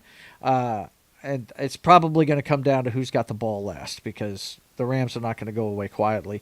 The other one's probably going to be a low-scoring game. I think this is going to be a high-scoring game, just like the last time we played them. Knock, I'll give you the floor here. What do you think of this one? Well, I will say the Rams are not the 49ers. No. And No. I don't think they're scared to play in Seattle. No. I actually am going to pick the Rams for the upset on this one. And They I beat it. consider an upset. The first game we played against them this year was in Seattle, and they beat us by 2 points. And it was the lower scoring of the two affairs. So, yeah, I understand that. Go ahead. Keep going. No, I just think you got Devontae Adams. I mean, didn't have the greatest game, but he was also coming back from a little rust, so hopefully he's shaking that off. And then Puka Nacua, the guy that can't be stopped. I like Higsby, their tight end. And I like William. Who's their running back? Kyrie Williams. Yeah, you got it right. Yeah. And then I like Corum, their backup. If this is if weather's a factor, I think Corum in there, a Michigan guy. Mm-hmm. I think he might actually take over the game. I do think the Charbonnet loss is bigger than Joe would like to make it seem, because they've always been that 2 back, and when they don't have to, they never have a feature back. Not since John Alexander or Marshawn Lynch. kind of thing. Walker was supposed to be that, but he's injury prone. He has been injury prone. And that's the problem here. I think the Rams could hurt him. Rams don't have a bad defense. Neither side has a bad defense. So, I mean, I think we're going to see some vicious hits in this game. Oh, yeah. It's a rivalry game. This is a division game. But Round 3, baby. I like the Rams offense better than the Seahawks offense. I think still kind of waiting for the pin to drop on Darnold. Yeah, see, the 0. That's what I need. I need him to keep that to 0. I really do. John, thoughts on this one? I like the Rams offense. I think I like Puka Nacua is probably one of the best wide receivers to ever play the game. Matthew Stafford is, for the old man, is having his game of his life. The season of his life. But you're going into the second loudest stadium in the NFL, and it's a monster.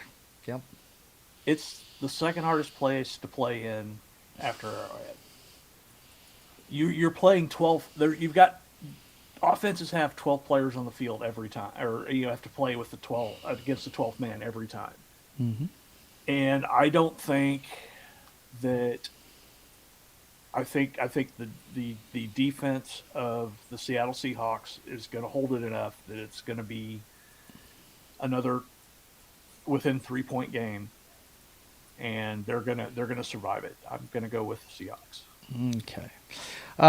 And I'm not guaranteeing anything. Matthew Stafford could go in there and light us up. He could. Yeah. It's definitely has a possibility of doing that. And he could also spend a lot of time on his back. He could.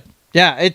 It just depends on, I think, early momentum. If the Rams can fucking weather the storm at the beginning of it, where the 49ers couldn't last week. They could not weather it at all.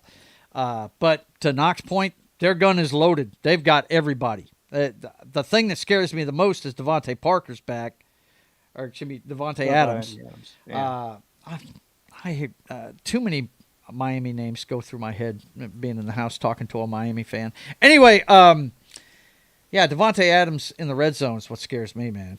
That's been one of the greatest things all year long for Matthew Stafford. That's why he's got all those fucking touchdowns. You know what I mean? Yeah. He's got that. Devontae Adams and keep him from the edges. That's what you got to do. But when you do that, Puka's running free. It's rough, man. This is going to be a rough game. It's going to be a slugfest. It's going to be a lot of fun. I'm looking forward to it. I just, me, I'm going to lean towards the home team every time when all things are equal. To Knox's point, Charbonnet isn't here, and he's not walking through that door because he tore his ACL, I think. So he's not going to be out there. Hopefully, the third string running back will be able to contribute. That way, Walker can get a blow. Because I think if Walker takes we need him for if we get past this game, we need him for the Super Bowl too. So if Walker has to be the horse in this one, there's a possibility he could get hurt. He's been injury prone in his career, and because we had those two backs, I think that's what saved him a lot. But Charbonnet getting hurt, it is a big thing, no doubt. But I don't know. My defense, man. Oof. And the Rams have a good defense, too. But, man, we play the way we're capable of with that home crowd with us. Yeah, it's just tough. If it avalanches early, it's going to be another blowout. It is. The Rams will be backpedaling, trying to catch up. And they have the weapons for it, but once that defense smells blood, it's over with. They will overwhelm your ass. No doubt about it. Okay, that is it for our analysis of the games coming up today. Is there anything else you guys want to yak about before we get out of here? We got McCarthy to the Pittsburgh Steelers, right? Yeah. That happened. Do you think that's a move to try and keep Rodgers in the house? What do you think of that hire there? I don't know. Rodgers is gone. This is he's retired. I don't know. I think you bring McCarthy in there for a reason. You don't keep him for his longevity. He is in his 60s. He's not coaching that much longer. That's for sure. McCarthy's a Band-Aid coach. Yeah, That's the what I weird thought, thing, though. too. That's the weird thing, though. What, the Steelers don't do Band-Aid coaches. They don't. No, they They don't. But they're counting on Tomlin's burned out. They're thinking he'll go do broadcast for a year or two, come back. Really? To the Steelers? Yep. I don't think he's Oh, coming no back to the way. Steelers. No. I think you're wrong about that one. I think they did this, and it's the totally wrong reason, especially since a lot of people think that Rodgers had him run out on a rail in Packerland. I think they did it to try and keep Rodgers in the house, and I just do not think that's a good idea. I would not be surprised if they hired that offensive coordinator too. That he dragged over to the Jets with him, the guy that was with him in Green Bay. Remember? Because whenever Wilson had to play with him, Oh, Hatchet. Nathaniel Hatchet. yeah, Yeah, you saw how well that worked for the Jets. exactly. That's what I'm saying. That don't be surprised if you hear that name get hired over there. But anyway, yeah, that Tomlin, McCarthy hire, I thought it was kind of premature. But then again, the highly touted coaches are gone now. Harbaugh is in New York. He started things there. He started by cleaning house, boys and girls. He fired everybody in the front office. He got rid of all of them. And don't feel bad, New York Giants fans. I think he really did that to change the culture there. He wants to get his own people in there and turn things around. We've got two-time Coach of the Year Stefanski down in Atlanta. Going to be interesting to see what goes on down there. Is he going to be able to get that team to gel? Right. That's, well, I think that team right there would have a whole lot better chance of gelling if their quarterback could stand up for 16 games. That would be a nice thing.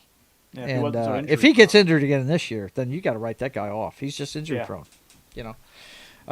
Even though I like Penix, I want to see him do well, but it's 2 years in a row he can't finish the season. So, yep. Who else did we see go? Of course, we've got Mike. Did the Chargers defensive coordinator get picked up by Miami? Yeah. No. Yeah. That's the Packers defensive coordinator. Yeah. He is the new Miami head coach. Too.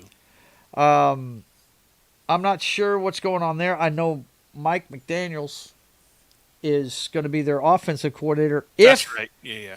If he doesn't get another head coaching gig. Well, he pulled out of the other two, so I don't think he's looking at any other head coaching jobs. Okay. I think he's it. I think that's it for him. I think Buffalo came up.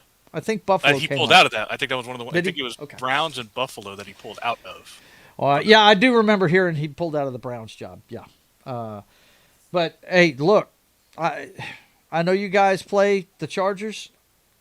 If I were you, I wouldn't want that guy. That's another Josh McDaniels. He may be a franchise destroyer as a head coach, but he's a great offensive mind, man. So, Yeah. it was Haley that went to the Dolphins. Yeah. From the defensive coordinator for the Packers. Yep. Yeah.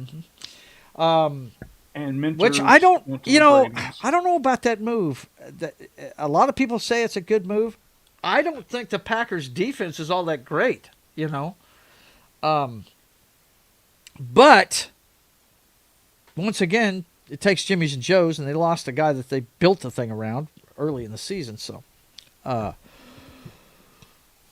we'll see how that goes in Miami. We've still got no coach in Cleveland. We've got no coach in Baltimore. Jonathan Gannon is reportedly the defensive coordinator of the Packers now. Jonathan Gannon. The ex-Cardinal coach. The ex-Cardinal coach. Who was, I believe he was the defensive coordinator for the Eagles. For the Philadelphia Eagles when they won the Super Bowl. Yes.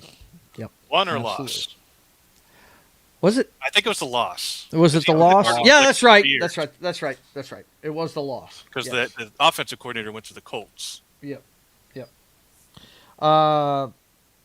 We don't have. Do we have a head coach there?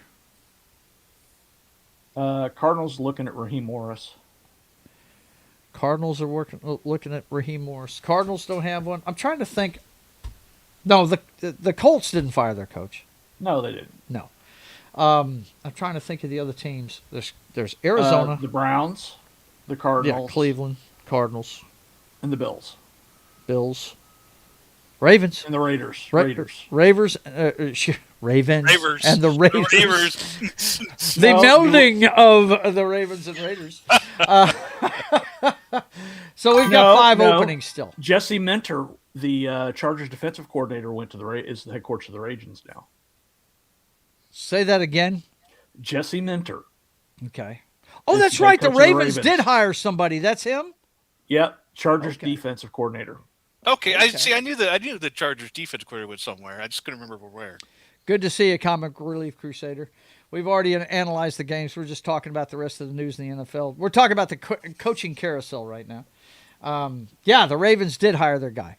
Yeah, I forgot about that. So there's a handful of teams left, about 4. Arizona, Cleveland, Las Vegas.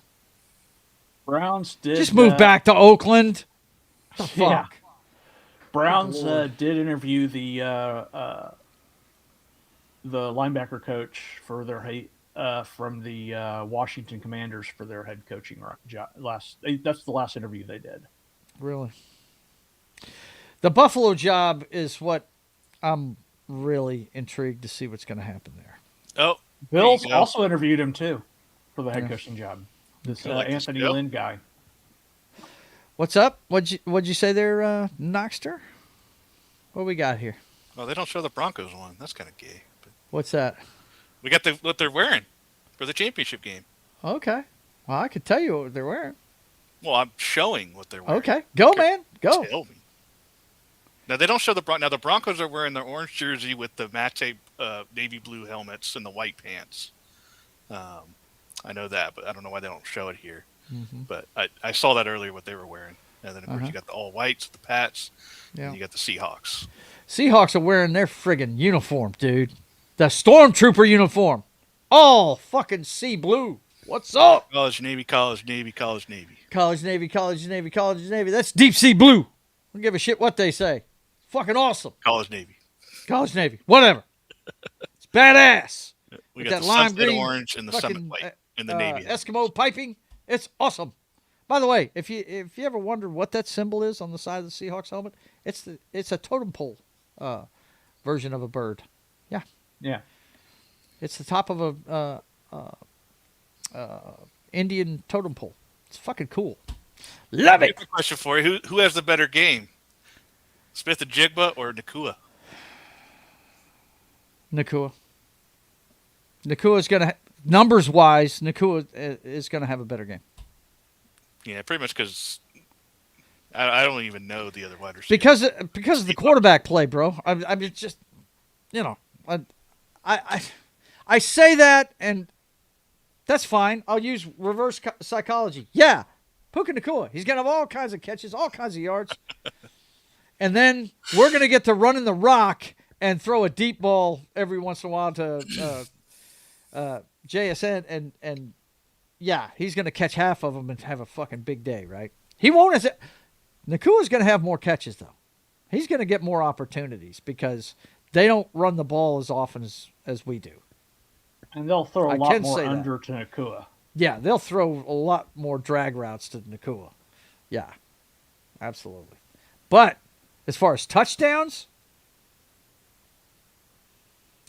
I don't think either one of them is going to have a big game. I think we score running the ball, and I think Devontae Adams gets the ball in the end zone for the Rams. That's the guy that scares me in the end zone, man. Nakua scares me outside the 20 because he can make people break so many ankles in the open field. He's tough. But when it comes to throwing in the end zone, you just throw it up to Devontae Adams. He's bigger than everybody out there. You know? That's a big dude. That's what they got him for. Yeah. You know? For the end zone. Yeah, he's going to get the touchdowns. Okay, boys and girls. I believe we've covered about all we can cover. It is time to just get ready to kick back and relax and watch the games. I'm going to crack a beer at 2 o'clock sharp. And I'm going to be half in the bag by the time they kick off in Seattle, man. But I am pulling big time for the New England Patriots. Of course, I am. I'm a Patriots fan. I'm pulling for the New England and Seahawks. I want the revenge game. Get them back. I know Knock wants the revenge game. Actually, he probably wants. Who do you want? You want the Seahawks or the Rams? Oh, I picked the Rams. I know who you picked. I want to know what you want to see in the Super Bowl. Oh, I know what you picked. Yeah. If we go by what we picked, we're going to have a Sorry, rematch of you and me. context. Yeah. Yeah, we didn't really talk about the scenarios, did we? No. The four scenarios we could possibly have. Yeah. I'm rooting for revenge against the Patriots. Yeah. I mean, I could say I'm rooting for revenge for the Broncos. There you go. But I don't know. I would probably personally, I would rather see the Seahawks than the Rams. Yeah. I think those Rams wide receivers would tear our defense apart. I think we can somewhat contain Smith and Jigba. He's going to have his plays, but I think we can hold off better against him than we can against Nakua, right? Jefferson, Adams. Makes perfect sense, Williams, man. That's a high octane offense, man. That's a Ferrari. Matchup wise, I would rather see the Seahawks. And they got a really smart quarterback distributing the ball for that team too. You know, these no-look passes he's been throwing. That Mahomes like even. You know what I'm saying? It's ridiculous. Matt is playing on a different level than everybody else in the NFL right now. John, what do you want to see in the Super Bowl? Well, I don't care about your picks. What do you want to see in the Super Bowl? I don't know. Rams Patriots would be a good game. Rams Patriots? Yeah. Yeah. Rams trying to get revenge on the Patriots, right? Because that was what started the dynasty. It was supposed to be a coronation for the Rams that day. Comic Relief Crusader. I hear you, man. I told you, when the season's over, I'm going to get on your drawing stream with you. No doubt. He's talking about huge circles. He's going to start, he's got a draw stream today. I'll definitely do that with you in the future, man, but not today. Sorry. Can't do it today. But yeah, definitely. I mean, if you remember, that was one of the biggest upsets in NFL history. It was right up there with the Jets beating the Indianapolis Colts. Or not Indianapolis, it was Baltimore at the time. Baltimore Colts. Yep. In the Super Bowl. I still think the biggest upset is the Jets against the Colts because it produced the NFL we know today. Yeah. Back then it was called the I think it was called the NFL AFL Championship game is what it was. I'm going to have to go with the Giants over the undefeated Patriots. That's a big one too. That's a big one too. Big upset. That was a big one. They all expected Randy Moss to go off and just win that game by himself, and that was, Eli, man, fuck it up for 3 quarters, and you know who's like that now? Caleb Williams. He'll fuck it up for 3 quarters, but you better pack a lunch and bring some friends. What? They had a game down the stretch where they were down 20. They scored 25 points in the 4th quarter to win one of these games. That's crazy. That is absolutely nuts. But I still think the fact that the NFL said, "Oh shit, the AFC's relevant. They beat us. We're just going to go ahead and buy you now, and you're going to be part of us." That is a huge thing because if that hadn't happened, we wouldn't have the NFL we have today. That's why Lamar Hunt became a billionaire. Yep, absolutely. But yeah, that Patriots-Rams one, it was a huge upset. It's the only time, and it was the last game that John Madden called. Yep. And it was the only time I ever saw him second-guessing himself on live television. Because if you remember at the beginning of that last drive, he said, I think they just need to go ahead and just run the ball and play for overtime. And they come out in a spread formation with Brady by himself in the backfield. And he's like, oh, I don't know about this, Yeah. And all of a sudden he completed a couple of passes. He's like, well, maybe they got the right idea. And whenever they kicked the game-winning field goal after they let the celebration go on for a minute, the first thing Madden said was, what Tom Brady just did gave me goosebumps. And so, it's a pretty amazing call. If you've never seen it, go watch the last 2 minutes of the Rams-Patriots Super Bowl. And the trivia question I always like to bring up, because I'm one of those guys that loves great defense. Who was the first person that scored for that dynasty in a Super Bowl? Tom Holland. Close. Starts with a T, his first name does. You remember who it is, No, John? I don't It was remember Ty seeing Law. Ty Law. Teddy Bruschi came in and blasted Kurt Warner on a blitz, and it took just enough off the throw where it floated, and Ty Law grabbed it right out of the sky and hauled ass for 6. Yep. It was the defense that won that Super Bowl for him. Defense, and me and my brother have had several discussions about who was the MVP of those first 3 Super Bowls. Was it Tom Brady, or was it their kicker? Because if you remember, 2 of them, they won in the final seconds with field goals. What was that guy's name? He went to Indianapolis, had a great career there too. I think he won a ring with Peyton Manning there. He was on their team whenever they won against the Bears. God, I used to know his name. What position? Or The kicker. The kicker. For Vinatieri? Vinatieri. That's it. Yeah, Adam Yep. Vinatieri. That was it. Yep. Old men can't remember shit, but young men can, like Knock. Yeah. Adam Vinatieri, man. He won 2 of those games in the final seconds with field goals. But anyway, there's several scenarios here. Of course, all of these teams that are in this have won championships. So we're not going to have we're going to have a repeat champion, of course. But some of the scripts are going to be good, We got the one I want, the revenge against the Patriots. The one Knock wants, revenge against me, but he really wants to see the Rams. Is who he really wants to see. No, I don't want to see the Rams. Come on. I want to see. You want to see the Rams. No, I'm just kidding. So I got a question for the panel. Okay. I think this will be a good little ending discussion. Okay, go. Excluding your teams, Okay. because we all have it. What was your maybe let's say top 2 Super Bowls of all time, excluding your specific? It could be one of the other teams on the panel, but excluding your team, because that's the obvious answer. Your favorite Super Bowls. 2 Super Bowls that I dug. You can pick a couple. I'm not going to hamstring, but just some of the ones that come to mind that aren't your teams. Well, when Eli ruined the Patriots' day. That's always fun. I hated Tom Brady. I was. Everybody, but now everybody hates your boy. Okay, Yeah. So I know how it you works. understand the hate now, right? Yeah, I understand the hate. And I'm rooting for the Patriots now. So there you go. I think first on my list would have to be San Francisco versus Cincinnati the second time around. The 38 seconds game. Joe Montana doing what I saw somebody talking about it. I can't remember which coach it was. He said, look, there's certain guys, when they get in the game, everybody knows what's going to happen. The crowd knows what's going to happen. The people covering the game knows what's going to happen. The other team knows what's going to happen.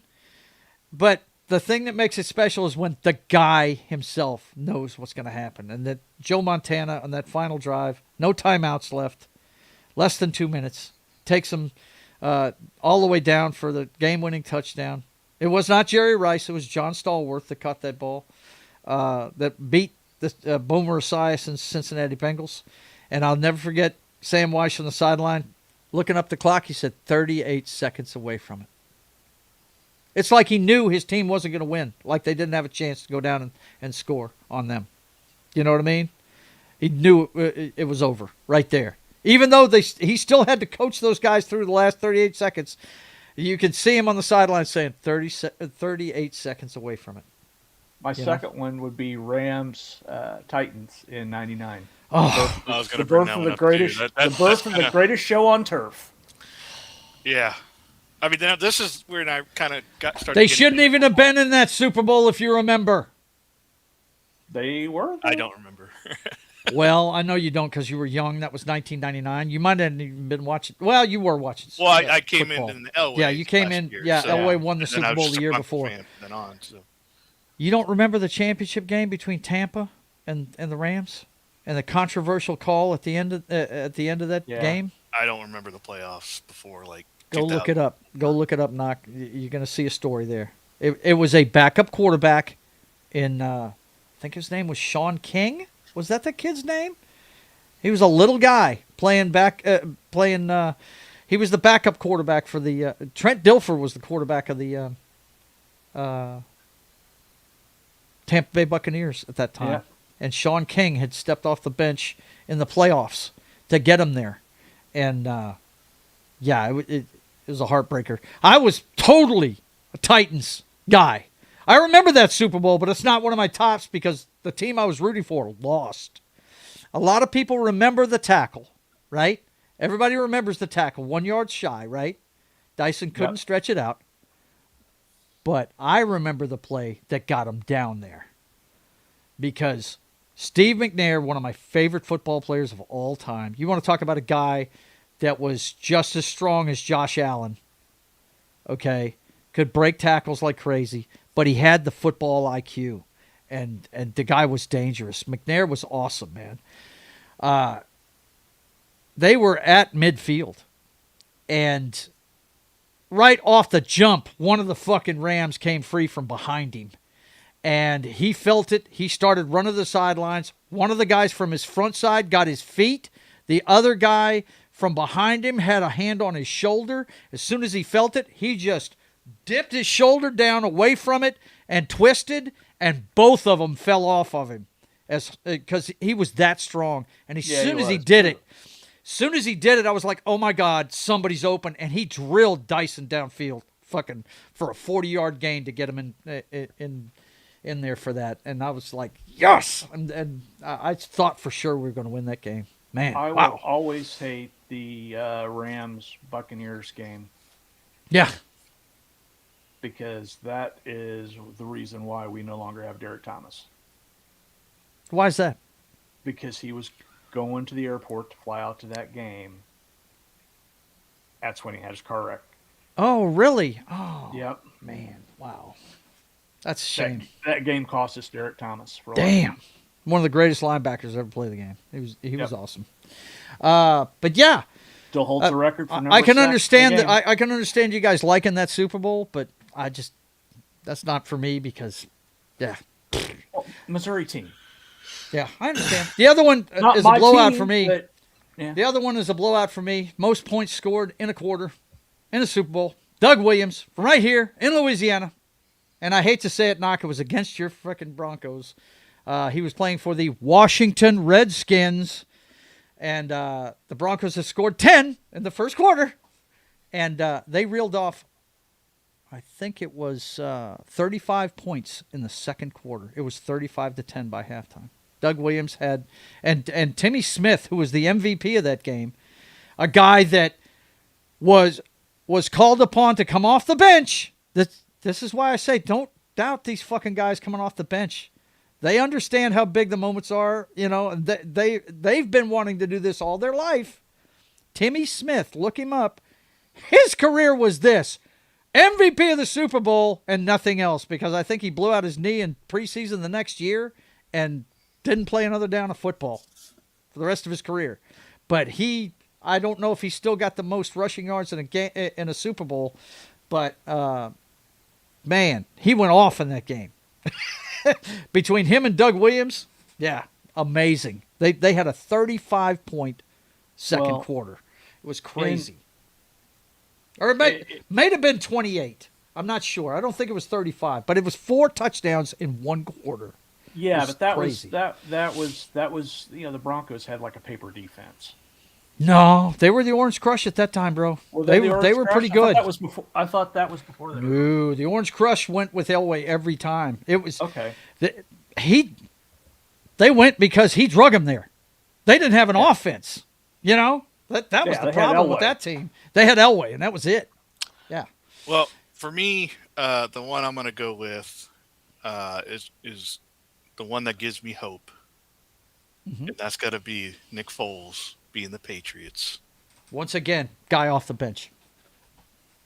Doing That great game, things. how many people? I mean, everybody was rooting against the Patriots. Yeah. That wasn't a Patriots fan. Right. We got the Philly special. We got Yep. just everything you want to see out of a game. You got in that one, and yeah, that was a special game. Yep. For some reason, Tom struggled against the NFC East. For some reason, I mean, he beat him early in his career when Reed was there, but You know, that's trouble with the Ravens. The Ravens beat him a lot in the postseason. yeah. Well, when it started, it was him and Manning going back and forth, and he owned Manning pretty much, up until the time that they went and beat the Bears, and he needed home field advantage to do it. Don't discount home field advantage. There's a reason why you play all them games and get the home field advantage. It helps. You guys remember? It It just definitely popped helps. into my head. You guys remember that regular season game between the Patriots and the Colts, or that fourth down? I think it was like 4th and 1, and Brady threw to the flat, I think, to a tight end, and they tackled. It was him still right- running back. It or was still whatever it running was. back. Yeah, It so was to Kevin Falk. That's who Yeah. he threw it to. Yeah. Oh, I don't know remember why. it That game just because he knew his defense couldn't stop Manning. They were Yeah. at home. That's Yeah. that's what it took to get him to the Super Bowl. Yeah. Oh, I remember it. That's what I was saying. Don't discount home field advantage. Yeah, Belichick knew his defense couldn't stop Manning. He had scored like 2 touchdowns in a row to bring him back. Well, the reason we Yeah. got first seed our Super Bowl one of our Super Bowl years is because who was it? Was it Fitzmagic? Yeah. And Decker, the wide receiver who just went off against the Patriots and cost them the #1 seed. It was either the Jets. It was either Jets or Miami. I can't remember. Fitz was on so many different teams, but it was the last game of the season. And beat them in the last game, and we got #1 seed because of it. Ryan Fitzpatrick is the epitome of a journeyman quarterback. Yes, he is the journeyman. Yes. Yeah, he is the today that would be Jameis Winston. Yeah. I Or love watching him play. Throws What, amazing Johnson? throws, throws terrible throws. You'll one's never been know on what like you're gonna 14 get. teams. What's that now? Was it Johnson, the guy that's been on the 14 teams? Dude, he was on a lot of them. Yeah. Steve DeBerg played with a bunch of them. I tell you, Yeah. you want to look into something funny about quarterbacks? Look at how many Super Bowl winning quarterbacks, great quarterbacks, played for Tampa Bay before they won a fucking Super Bowl. I mean, because Tampa Bay was bad for so many years. Doug Williams played for him. Steve Young played for him. Steve DeBerg played for him. But then again, did he ever get a Super Bowl with the Chiefs? I don't remember. No, he didn't. No. But I love Steve DeBerg. I always did love that guy. But anyway, okay, boys and girls. Great question there, Knock. That was fantastic. A little memory lane for you guys. Super Bowl memories, man. I could talk about them all day. But that's the two. I would say San Francisco versus Cincinnati, part 2, because Joe Montana won his first Super Bowl. And what's funny is it was the San Francisco defense. The highlight of that Super Bowl against the Cincinnati Bengals, Super Bowl 19, I believe, was the goal line stand they had against the Bengals that year. I think Ken Anderson was. That's back when they had Bengals written on the side of their helmets, and Ken Anderson was the quarterback. Boomer came in a few years later. But that one and that performance by Doug Williams, Washington Redskins, man. Ken Anderson. That's a name I haven't heard in a long time. Ken Anderson, he was a good quarterback, dude. He played for the Bengals. You're never going to win shit playing for the Bengals. They've been to 3 Super Bowls and never won it. Just an idea, since we won't have a crazy amount to talk about next week. We only have 2 games. I do have a list here of rankings of all the Super Bowls. Okay, well, we'll talk about that pregame next week for sure. All right, sounds good. Hang on to that, bookmark it, whatever you got to do. Sounds good. Look, guys, I want you to enjoy the games. Those of you affected by by Fern, the winter storm Fern, how are things where you're at, John? We only got 4 inches. We're fine. Yeah. 4 or 5 Was inches. it snow or? Yeah, 4 or 5. Just snow. That's good. That's good. And we were lucky enough to get sleet. That's probably why my power's still on. Yeah. We didn't get much freezing rain. I just stepped out back and the stuff right by my back door, it's all granulated. It's all sleet. So, yeah, we didn't get the freezing rain. But those of you that are affected by it, stay in, stay warm, And enjoy the games. We'll be back to talk about them in 2 weeks' time. 2 weeks. We got the week off next week. we do. Yeah, I will say it is still bitterly cold here. So Yeah. Shit. We're getting the freezing rain here today. Oh man. Yuck. We're actually going to hit double digits today. Hey, that'll work. We're in double digits. I think the high today is going to be 26. I think, and that's in North Louisiana, folks. I'm as far south as you can get, and it's still fucking cold. Yeah. But anyway, 2 weeks from now, on Super Bowl Sunday, we will start at our regular time because I don't want to take anybody away from their parties and all that stuff. I want you to get there by 2 o'clock and enjoy all the pregame hoopla and all that stuff. Next week we're off. Don't forget, and I'm not going to go through all of this stuff, but if you didn't watch last night, we had a good time doing the Shawshank Redemption. You guys, if you want our commentary on it, I did say when we started the show, so you can watch it and play this in the background. Definitely want you to hit the notification bell for when I do Living Room Late Night. That's the only way you're going to get it because it's all impromptu. Last night I played Red Dead Redemption 2 is what I played last night. So you guys definitely hit the notification bell for that. And the next time you'll see us is tomorrow night at... actually, no, wait a minute. We're not playing... That's wrong. That's wrong. We are doing... Yeah, that's completely wrong. Because DC, I didn't... I had the wrong freaking menu up earlier today. Yeah. We are playing DC Universe Online. It's the last Monday of the month. So, Knock, are you going to be around for that one? Or I think that's a safe bet. Okay. All right. Well, look, I know for sure Lunatic will be here. So, you guys... enjoy the games today. This is the greatest time of the year to me. I love the NFL. It's the only sport I follow. I don't follow any of the other major sports like I do this one, and it's a holiday for me, and I'm really going to enjoy it. I will be talking to my compatriots during the game. Let's see. Is that Keely Chow? He says at Joker voice, Roll Tide. Yeah. But anyway, thank you. Look, the show is great because of you guys. We want to hang out with you guys and have a good time. I'm not throwing the ducks up. There are no girls going on right here. He's talking about the thumbnail I just put up. Anyway, look, guys, have a good day. Enjoy the football. We'll see you in 2 weeks on Super Bowl Sunday at 10 a.m. Central Time. Until then, I want you guys to keep on keeping on. God bless.